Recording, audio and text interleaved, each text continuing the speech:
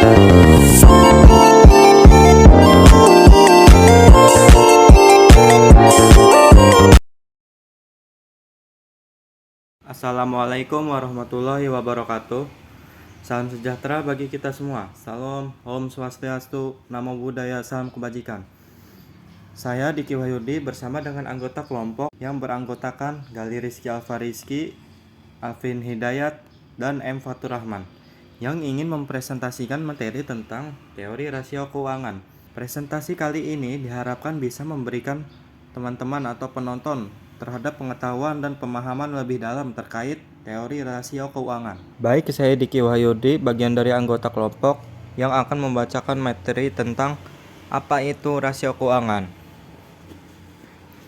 Rasio keuangan adalah salah satu analisis keuangan yang dapat menjadi tolak ukur atau parameter dalam menilai kinerja suatu perusahaan, khususnya dalam efisiensi penggunaan sumber daya serta pengelolaan keuangan. Rasio keuangan dihitung melalui beberapa komponen penting yang ada pada laporan keuangan, seperti laba rugi, arus kas, neraca, dan sebagainya.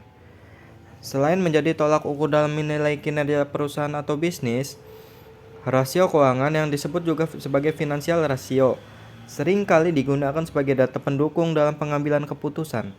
Dengan adanya data ini, pihak manajemen dapat memprediksi langkah yang tepat dan sekiranya terjadi di masa mendatang. Baik, di sini saya akan melanjutkan, saya Alvin Hidayat, mengenai analisis rasio keuangan. Rasio keuangan sangat penting gunanya untuk melakukan analisa terhadap kondisi keuangan perusahaan. Analisis rasio keuangan dimulai dari neraca, laporan laba rugi, dan arus kas. Perhitungan ini akan lebih jelas jika dihubungkan dengan data historis perusahaan tersebut, guna melihat apakah perusahaan membaik atau memburuk, atau membandingkan dengan perusahaan lain dengan industri sejenis. Lalu selanjutnya, manfaat analisis rasio keuangan. Sebagai alat untuk menilai kinerja keuangan.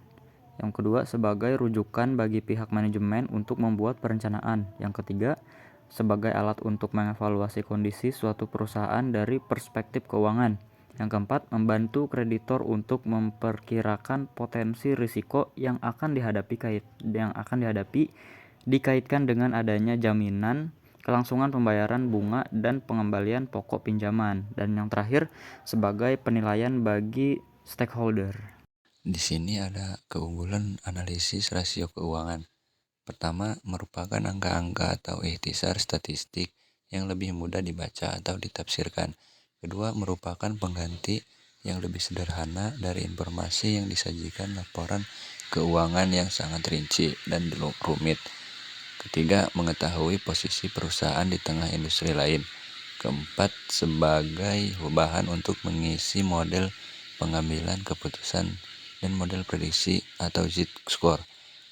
Kelima, menstandarisasi size perusahaan. Keenam, lebih mudah membandingkan satu perusahaan dengan perusahaan lainnya. Yang terakhir, lebih mudah melihat tren dan melakukan prediksi di masa depan. Selanjutnya, ada kelemahan analisis rasio keuangan. Pertama, penggunaan rasio keuangan akan memberikan pengukuran yang relatif terhadap kondisi suatu perusahaan.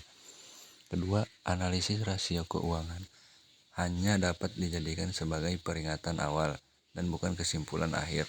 Ketiga, data rasio keuangan berasal dari laporan keuangan. Jika laporan keuangan tidak akurat dan disesuaikan dengan kebutuhan, maka akan mempengaruhi keakuratan rasio keuangan. Terakhir, pengukuran rasio keuangan banyak yang bersifat artifisial. Selanjutnya, solusi untuk mengatasi kelemahan rasio keuangan. 1. Lakukan pendekatan lain dengan melihat kondisi non-keuangan. Misal kualitas SDM, karyawan, dan manajer perusahaan baik di bidang administrasi, pemasaran, produksi, maupun keuangan. 2. Lakukan rekonsilien atas laporan guna mencari perbedaan dan penyebabnya. 3. Lakukan analisis dan pemahaman mendalam serta memegang prinsip kehati-hatian prudential principle dalam proses pengambilan keputusan. Selanjutnya, cara menganalisis rasio keuangan. A. Analisis horizontal atau trend analysis. membandingkan rasio-rasio keuangan perusahaan dan tahun-tahun yang lalu agar terlihat tren dari rasio-rasio selama kurun waktu tertentu. B. Analisis vertikal. Membandingkan data rasio keuangan perusahaan dengan rasio sejenis dari perusahaan atau industri yang sama untuk waktu yang sama pula. D. Analisis Dupoint.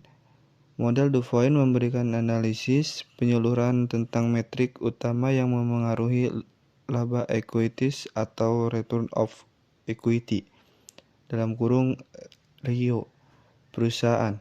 Rumus analisis Dupoint. Analisis Dupoint sama dengan margin laba bersih kali perputaran aset kali penggadaan ekuitas.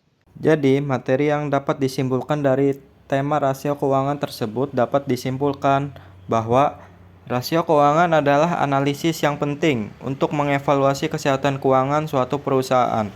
Kesimpulan dari materi tersebut mungkin mencakup pemahaman bahwa rasio keuangan membantu dalam mengukur kinerja keuangan, likuiditas, solvabilitas, dan profitabilitas suatu entitas. Penggunaan rasio ini dapat memberikan wawasan mendalam bagi pemangku kepentingan untuk membuat keputusan yang informasional dan strategis terkait investasi atau manajemen keuangan. Baik, sekian dari materi yang sudah kelompok kami sampaikan, kurang lebihnya mohon maaf. Wabillahi taufik wal hidayah. Wassalamualaikum warahmatullahi wabarakatuh. Dan jangan